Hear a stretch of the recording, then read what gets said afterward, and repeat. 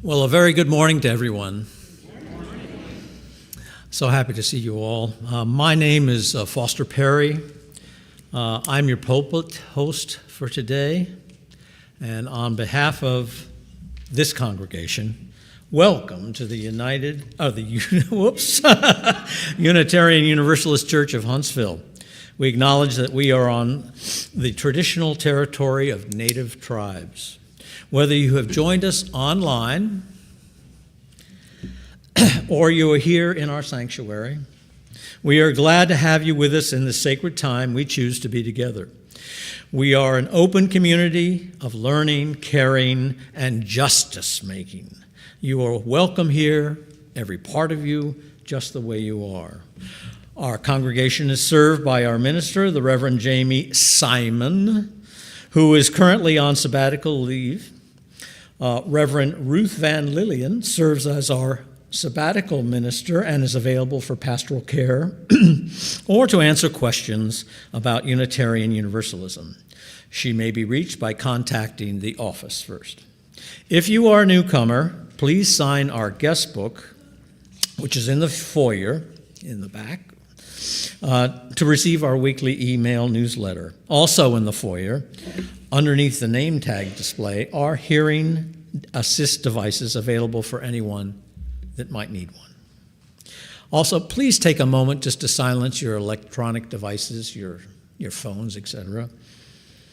And if you have a joy or a sorrow or an important milestone that you would like shared during our circle of candles and included in the pastoral prayer, please write it on the white cards. I don't have one. The white cards in front of you. Oh, well, here is one. There you go. Then they are found in the hymnal rack in front of you. And just place it in the offering basket during the offertory part. For community news and events, please check the email newsletter, the website, or the paper insert in your order of service. In case of inclement weather or other emergencies, notices of cancellation of services and activities will be communicated via church-wide email and on our Facebook page. So we have various announcements. Pam Korb did ask me to announce the UUCH photo directories arrived this week. If you or your family had a picture made in November for the directory, please see Pam Korb at the front of the sanctuary after the service is over to pick up your copy. And one other thing, after the service, everyone is welcome to join us in the fellowship hall, to my right, your left, for potluck lunch. If it's your first visit or you forgot to bring a dish, hey, join us anyway. You can bring something next month, and we usually have just plenty of food. So now I would like to invite Sirsha, the young lady, to ring the singing bowl to help us enter into the service more deeply with these words by, I didn't write that in, but here it is. We gather this hour as people of faith with joys and sorrows, gifts and needs. We light this beacon of hope, sign of our quest for truth and meaning and celebration of life we share together. Oh, can I have someone light that, please? And now, to help center yourself and quiet your mind, we will have our music for centering, followed by the thread song.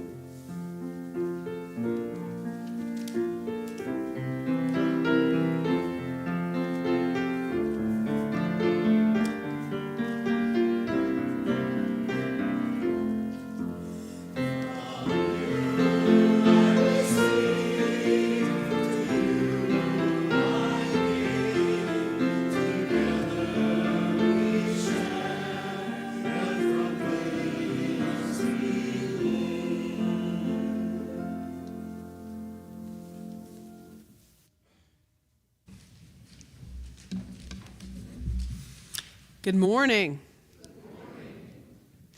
I am your sabbatical minister, Reverend Ruth Van Lillian. My pronouns are she, her. It is my joy to welcome you to the Unitarian Universalist Church of Huntsville. It's good to see everybody this morning. Worship means to lift up and celebrate what is worthy in our lives. Let these words call us and center us for worship.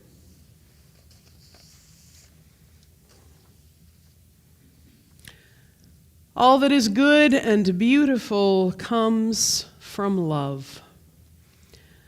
The best, deepest foundation of our humanness is formed out of love. The life force that thumps in our chests, the air that moves in and out of our lungs, the electricity that buzzes up and down our spines, the highest thoughts that flow through our brains, all this is love. The smile, the tear, the touch, the word, the song, the cry, even the confusion, the fear, and the anger that sometimes bubble up. All this is entangled in love. Love is at the center of our most profound ideals, our most fervent hopes, our most worthwhile dreams. Let us center and be centered in love.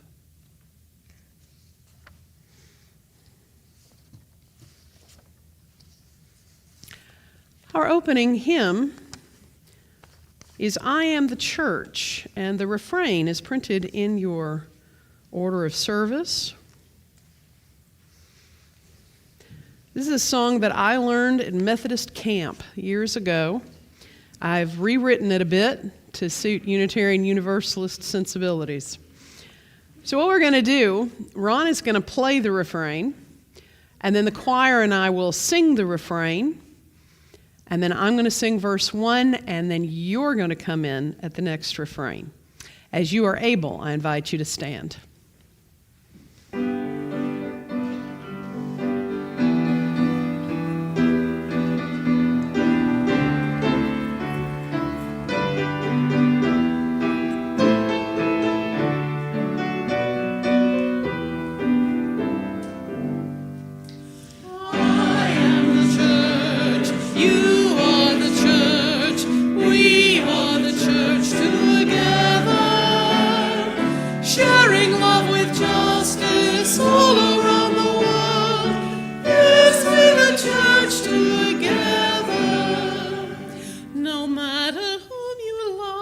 If you come from far or near, all status, races, and trans faces, you are welcome here.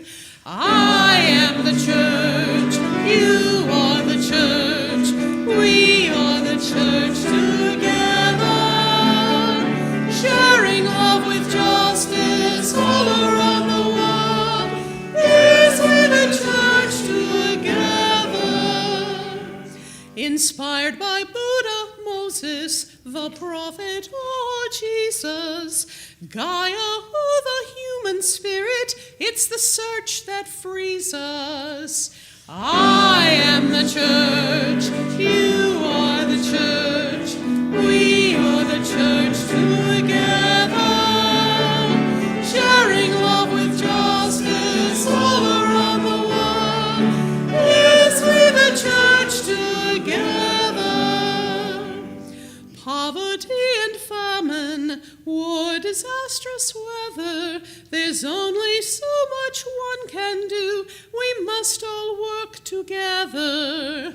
I am the church, you are the church, we are the church together, sharing love with justice all around the world. Yes, we're the church together. When governments once oppress us with unlawful orders, we'll march and pray and disobey for justice beyond borders. I am the church, you are the church, we are the church together, sharing love with justice all around the world. Yes, we're the church together. Please be seated.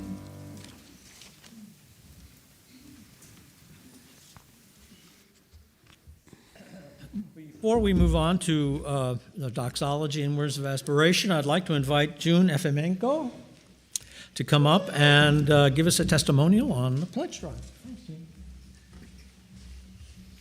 Good morning. I'm June Efemenko. My pronouns are she, her, and I am a member here at the Unitarian Universalist Church of Huntsville.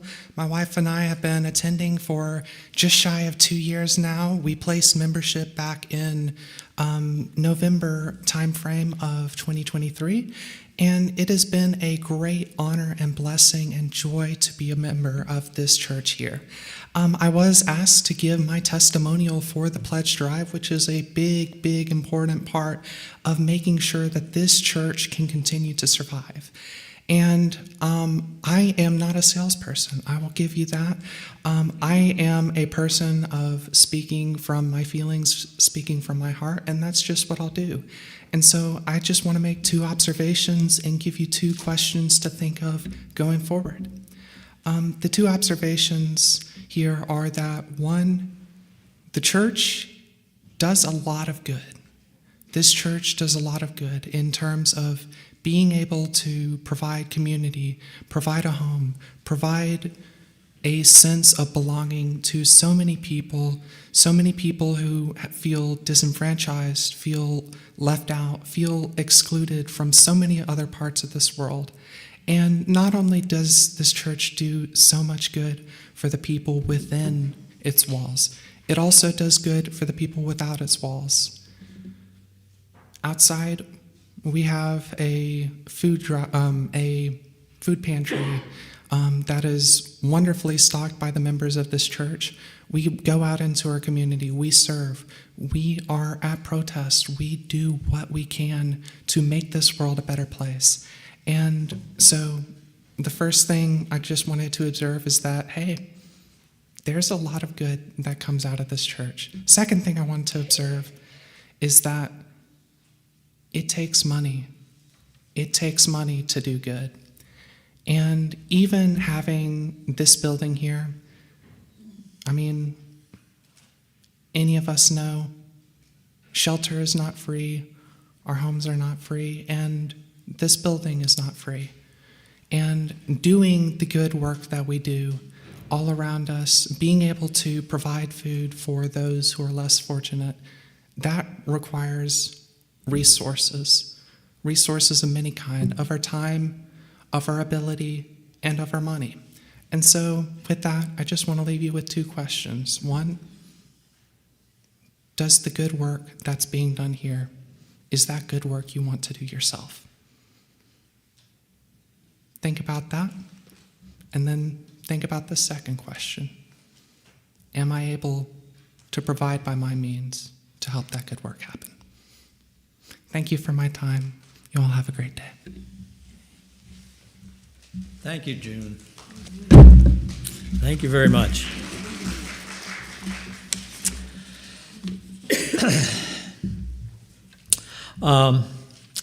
It is our tradition to stand, if you can, and sing our doxology found on the laminated blue cards in the hymnal rack in front of you. After the doxology, we turn toward the center aisle to face one another as we speak aloud our words of aspiration, also found on the blue card. Let us stand and sing our doxology.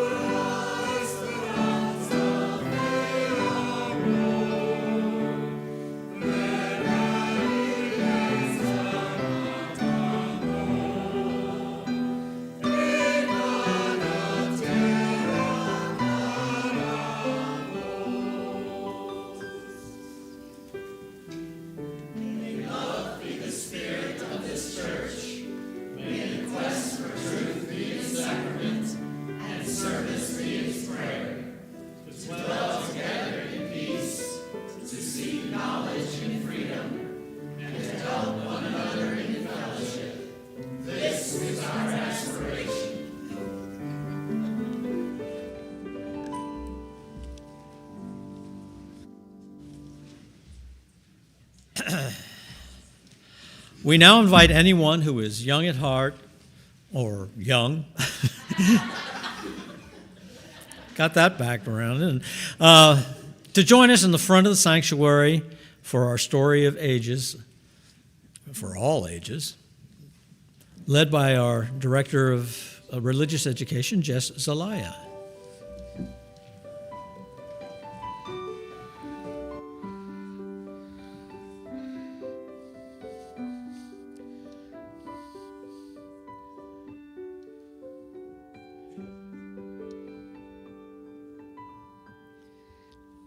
Good morning. This month's theme is trust, and part of trust is honesty and being honest with each other. So, with that theme in mind, our book for today is A Bike Like Sergio's.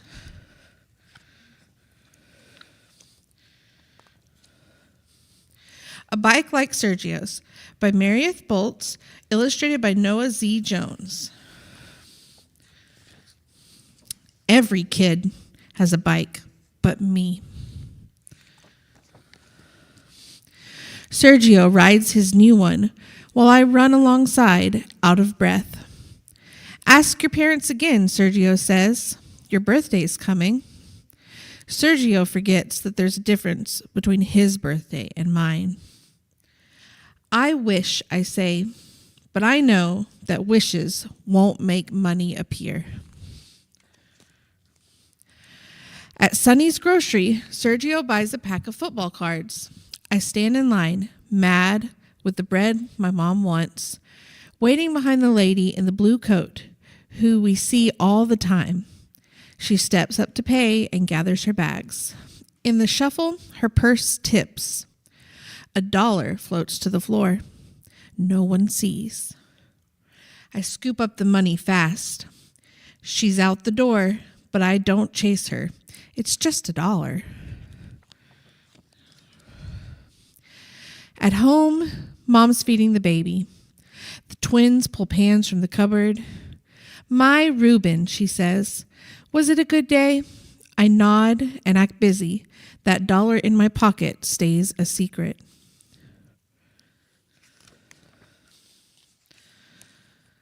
Later, when I'm alone in my room, I fish out the crumpled bill and stare. It's not $1 or $5 or $10. It's $100. My hands are shaking.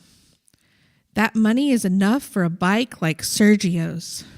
Then I won't have to run. I'll be riding.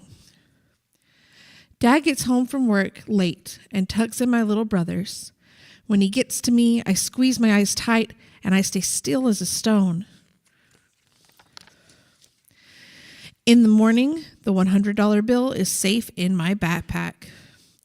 When I get to school, Mr. Grady says we'll be learning about money and math.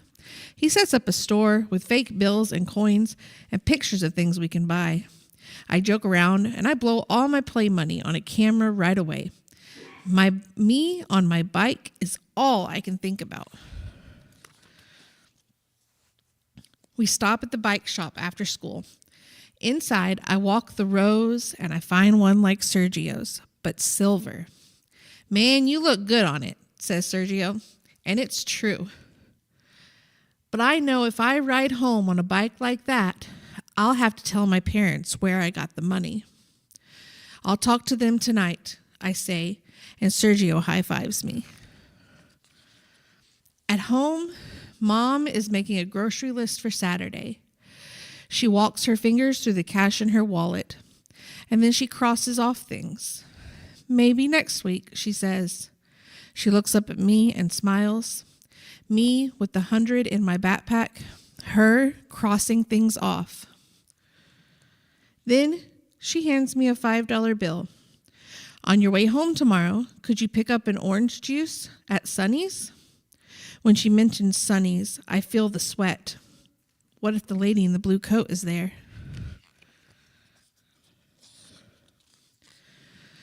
I take my stuff to my room, and I dump the papers out of my backpack. That's when I see it. The zipper that was closed is open just enough, and the money that was there is gone. Heading out the door, I mumble to Mom, "I'll be right back."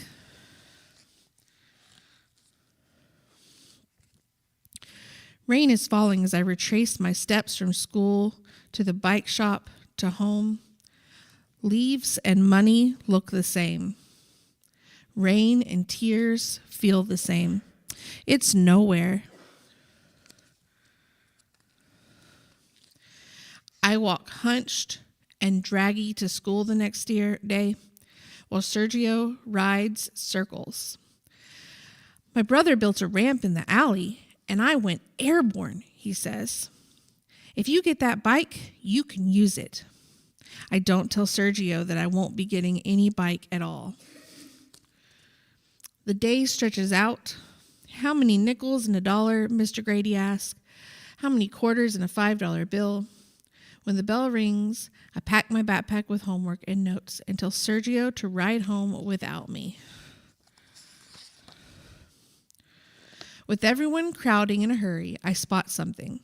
The smallest zipper inside, still closed. It was this pocket, not the other. I slide it open, and I am rich again. To get that bike, I have to tell. I race to Sonny's as fast as riding, rush to the back of the store for juice. Someone bumps into me, apologizes in a soft voice. I turn, my feet are frozen, watching as the lady in the blue coat makes her way to the counter with her eggs. She reaches into her purse. And like a hot blast, I remember how it was for me when the money that was hers, then mine, was gone. I leave the juice behind, and this time I follow her.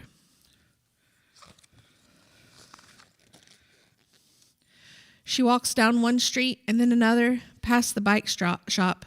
My mouth is dry. "Excuse me," I say. She turns, and we are face to face. I breathe fast, and the words burst loose like they've been waiting. The woman says yes, she lost $100, and she's been looking since. She tips her head. Why? I uncurl my fist. I found it, I say, holding it out to her still folded. Her face changes from surprised to joyful to soft. She takes my hand in both of hers like a sandwich, and she asks my name. "Thank you, Reuben," she says. "You have blessed me." At home, everyone is waiting, and the lost and find story is mine to tell. "What you did wasn't easy," Dad says, setting his hand on my shoulder, "but it was right." Mom pulls me close. "We are so proud," she says. "And in that warm house with my family all around and my birthday almost here, I am proud too." The end. Let us now sing our children out.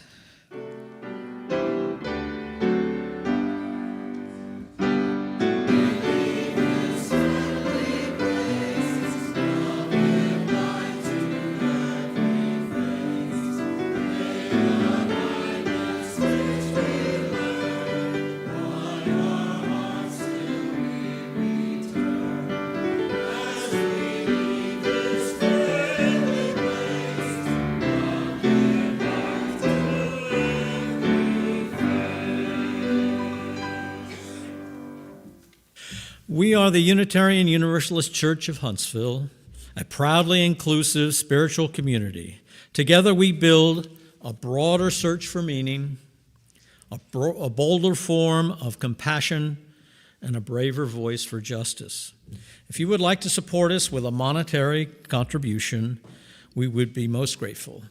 Your generosity helps us support our various ministries, pay our staff a fair wage, and partner with organizations that share our UU values. By the way, we are sharing the plate this month with First Stop. You can donate online using the QR code on your order of service, or you can put cash or check and donations in the offering baskets.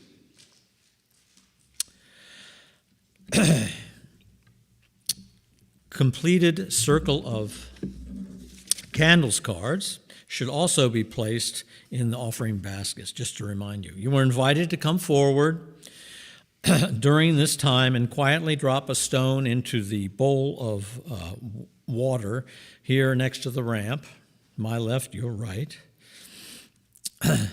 in honor and memory of whatever you hold in your heart.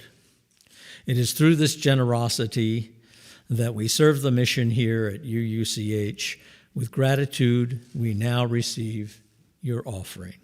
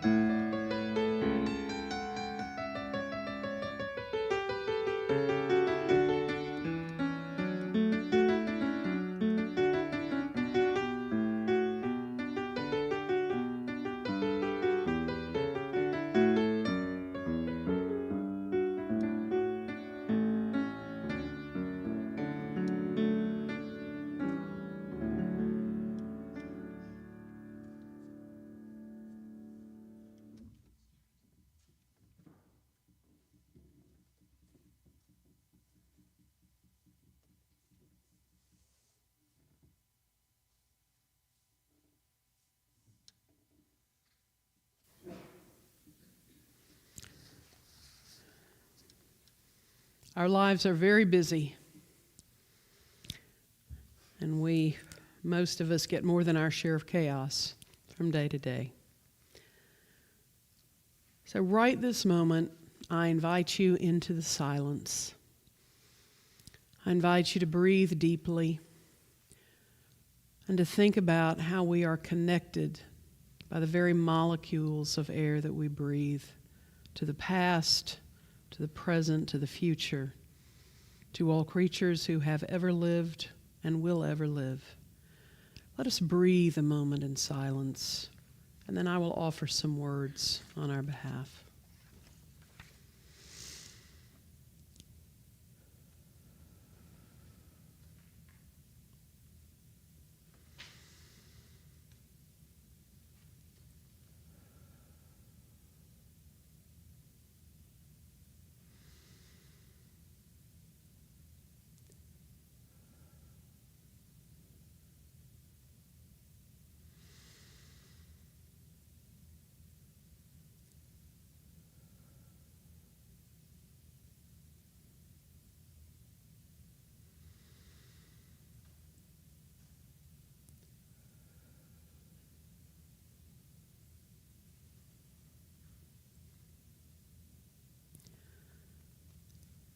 We offer prayers and healing energy for all suffering around the world from the horrific impacts of war and recent wildfire devastation. We offer thanks for volunteers and professionals who serve others in so many ways to repair the broken, retrieve the lost, protect the precious, nourish the hungry, and heal the injured. We offer the concerns and the celebrations of our own faith community. Heather Kayemba writes, "My stepfather Doug made the difficult transition to memory care last week."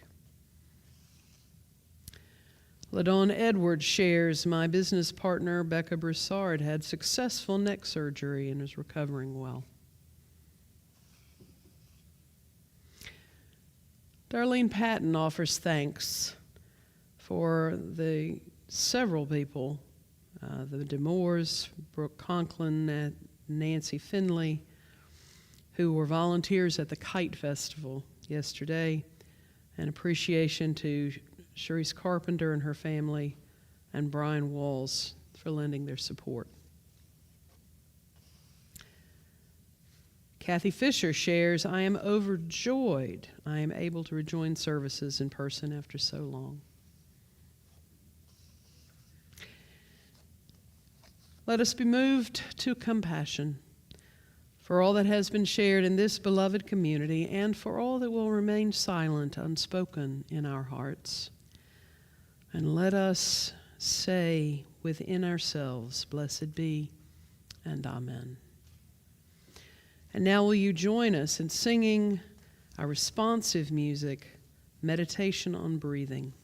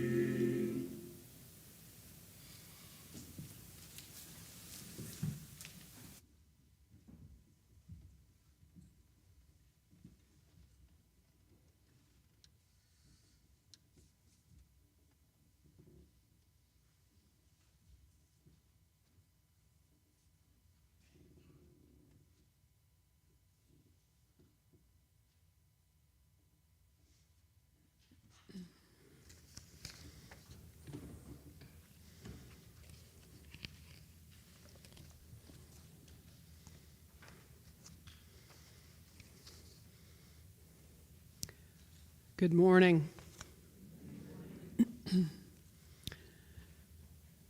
Stewardship is a very serious subject, which we must all endure, no matter how onerous or discouraging.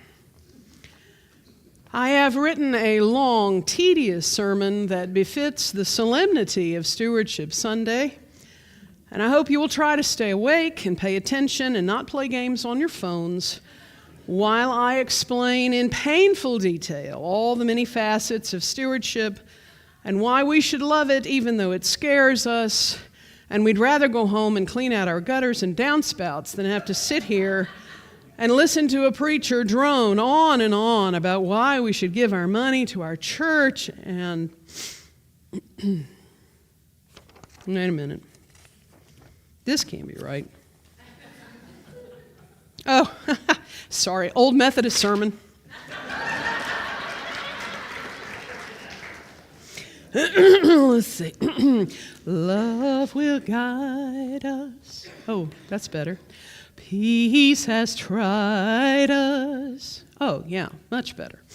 Hope inside us will lead the way on the road from greed to giving. Love will guide us through the hard night. What is the nature and purpose of our Unitarian Universalist Church? What is our raison d'être? Yes, I took French in high school.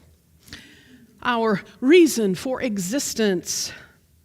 Entertainment? Sometimes. Social connection? Obviously. Intellectual stimulation? Certainement. Spiritual refreshment? Oh, yes. And what else? A faith community is different from every other group of which we are a part. It is a family we choose, to which we often feel a strong loyalty, and from which we expect nurture and forbearance, as well as meaningful interaction, intellectual stimulation, spiritual nourishment, and supportive guidance.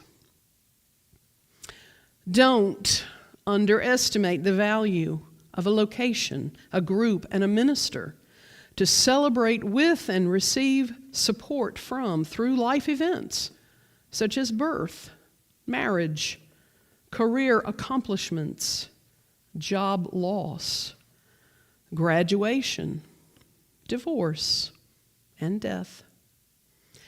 And in this current national state of crisis, our faith community is more important to us than it has ever been. We are all aware of the unique character of this congregation in a larger society where religious and cultural narrowness still hold a lot of power. What price can we put on the freedom of thought and practice that we enjoy here? How do we estimate the value of teaching our young people to embrace inclusiveness, spiritual exploration, and acceptance of a wide and wonderful variety of human experience and expression? How do we measure the significance of this community as a place to energize and equip for the work of justice locally and globally? The Humane Society, Public Television, Paralyzed Vets, and hundreds of other charities are all certainly worthwhile organizations deserving of much support. I personally send money to several of these, but it's not the same as pledging to our congregation. When I send money to the Humane Society, it will benefit many animals, but then, well, my money's gone. I have no more connection to or decisions to make about those funds. I've given them away. When I pledge to this church, and I do, and so does Reverend Jamie, we are not giving our funds away. We are sharing them with all of you. We all benefit from sharing our financial resources with each other every time we come to Sunday services or to an adult religious education class or to choir practice or a potluck lunch or myriad other activities. We pledge to each other, and we all share together, pooling our resources to make this marvelous church community thrive. Now, no one in this room has to pay a single penny to attend the Sunday service. No one online has to pay to join us virtually either.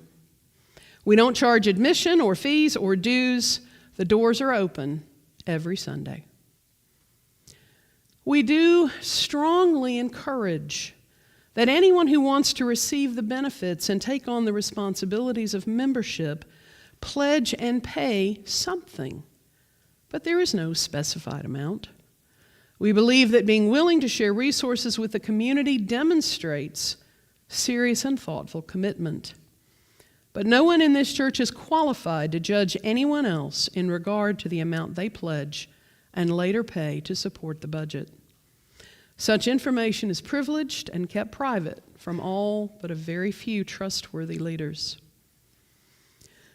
As your sabbatical minister, it is my job today to both inspire and challenge you about your pledging. In this congregation, we have some very loyal, stalwart members and friends who give very generously, both of their financial resources and their time and effort and talents. They make the foundation of our church income base every year without fail. They give above and beyond because such generosity is a way of life for them. We are all exceedingly grateful to them and in awe of their tireless commitment to our church family. In my many years of church service, I have seen all kinds of folk attending on Sunday morning. I've seen visitors who keep visiting for extended periods of time, but maybe carefully avoid making a serious commitment or putting much into the offering basket. They enjoy the service in the same way they might attend a free movie or a concert in the park. I have known members with comfortable lifestyles who see the Sunday service as a kind of performance. They understand about paying for a show, so they pledge an amount roughly equivalent to the price of a matinee movie every Sunday. I've also observed people of obviously modest means donate with surprising and cheerful generosity. I know a man who pledged many thousands to his congregation year after year. And then as he prepared to move out of state, he made one more large pledge for the following year, a year he would no longer be part of the congregation. But he did it to help cushion the financial loss of his leaving. I know a woman who transferred from one UU congregation to another when she retired and made a large pledge right off the bat to her new faith community. She understood about pledging, and she was blessed with a plenteous retirement income. I know a young woman who had never joined a church before and lived on a very small income, who made a modest pledge and confided to me that she wished she could do more, but that was all she could afford. I assured her that her pledge was significant and welcome, and I encouraged her to feel good about her contribution. Each pledge is significant, regardless of the amount. What really matters is a pledge faithfully considered and cheerfully offered to support the ministries of this UU church. Understanding that we pledge to each other makes us all part of the same team. Being a part of this UU team is very meaningful, even life-changing. Some years ago, I officiated at the wedding of a lovely young couple, Christy and Ben. Not long after they were married, Ben was diagnosed with an aggressive form of brain cancer. And just after their first anniversary, he died. The stewardship committee felt it would be pushy and unfeeling to expect her to pledge just a couple of months after such a loss, and they decided to leave her off of the stewardship list. When the campaign was ended, she came to see me, very distraught.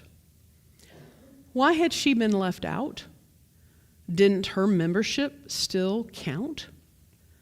Didn't she still have a place in the church when she was trying to get back on her feet as a single person again after such heartbreak? She felt betrayed by her church community. Didn't they know she was still committed to the mission? Did they think she was incapable of pledging just because her husband had died? I immediately retrieved a spare stewardship packet and placed it in her hands with my apologies. She was absolutely correct. We had no right to take away her opportunity to participate in such a vital part of church life. She was part of our team, and we left her on the bench. We were wrong to deny her the chance to practice generosity to support a cause she so believed in, the mission of her congregation. I was inspired by her courageous demand for her right to be included on the team through stewardship. Stewardship is part of the covenant relationship we all share.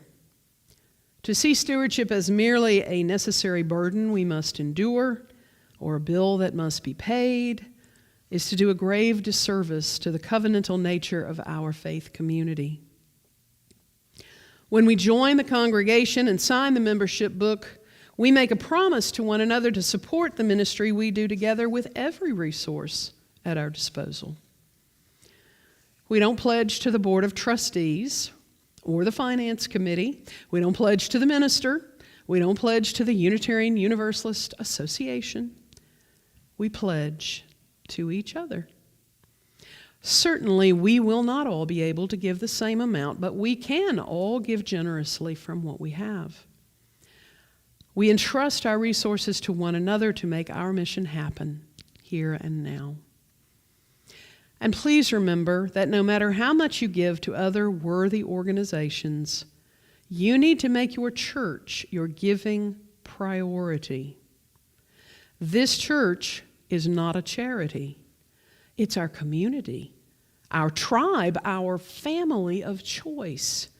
We share resources with each other, and we use some of those resources to care for one another in crisis. Will the Audubon Society visit you in the hospital? Will Save the Children bring you a casserole when you're sick? Will the Humane Society provide pastoral services when you are in trouble? Marry and bury your loved ones. Will any of your favorite charities offer you tangible friendship and provide real help in times of need? No, not likely. Only a community of faith does those things. Your community of faith is all these things to you and more. Why wouldn't you want to be generous and give as much support as possible to your church? Now, Unitarian Universalists don't do guilt. We've all had way too much therapy for that. We don't twist arms to get money in the plate. I know there are some in this congregation who live on very modest means. And I know they will make modest pledges, and that's fine, really. Just do the best you can. As part of the commitment of membership, everyone is urged to make and pay a pledge every year, but the amount is up to you. There may also be some who have more generous resources at their disposal and somehow think they just don't need to give much. How we spend our money is deeply personal. So I just want to ask those who could afford to give more but haven't taken that step yet, do you think of your faith community as a luxury or a necessity? Is making and paying a pledge a luxury you might pay if you have funds left over from other luxuries you enjoy? Or do you rely on this church being here for you and your friends, come hell or high water? Are you depending on others to keep this church financially afloat, but not enthusiastic about sharing your own resources? Please just think about it. What steps could you take to upping your pledging game? And that also applies to your volunteer time. What could you do to up your volunteer game? Remember, we are all counting on one another.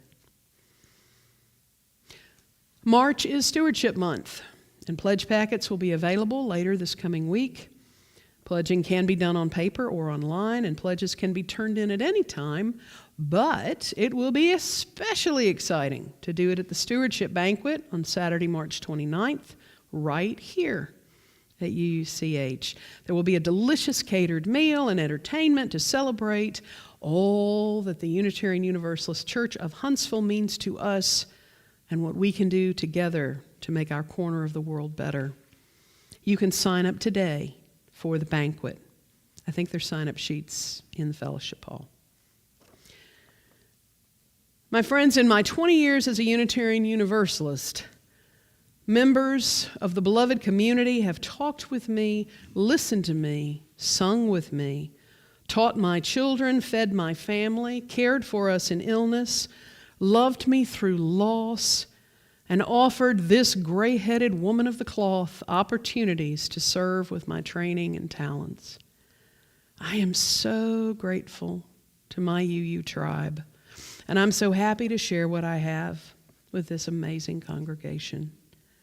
I am humbled and honored to serve you and join you for a little while on the journey. Please remember, friends, we pledge to each other. We share our resources together and create this living collective organism that is UUCH. We are the church, and love is at the center.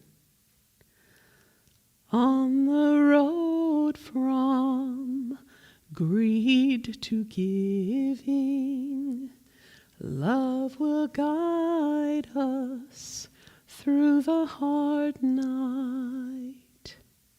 Amen. Blessed be.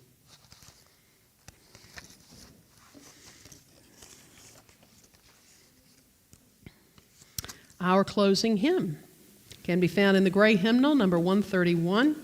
Love will guide us. We'll sing all verses. As you are able, I invite you to stand.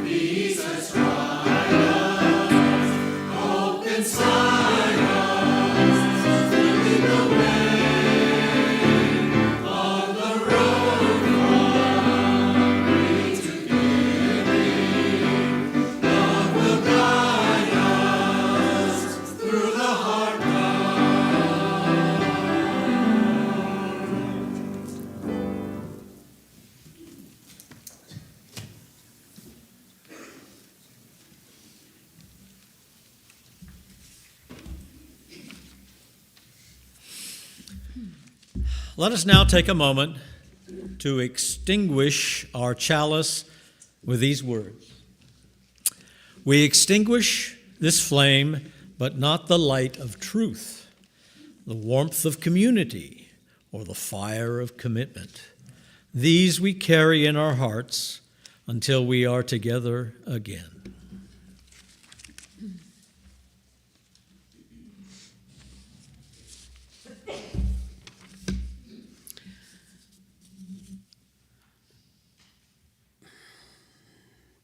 Friends, our worship service now comes to a close.